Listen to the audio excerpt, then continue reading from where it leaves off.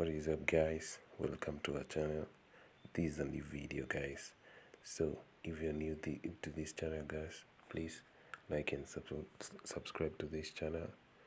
This is our first video we are making for you, and welcome to this channel. The only way you can support this channel is by subscribing only. Okay, our first video is about how you can check your Android version of your phone using a code, and this is how you are going to do it. You need this dialing screen here, and you need your finger. Another thing, so you need your phone, of course. Now let's start. So the first step you need to do is write down the code.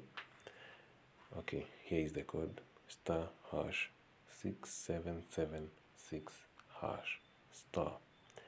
If you dial that, it's going to take you direct to the Android version of your phone. Okay, I repeat the code: *#6776#. Let me press the star. For me, I have already this. If I press the star,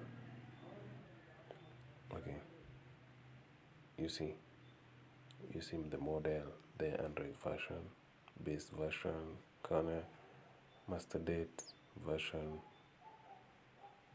and everything is here.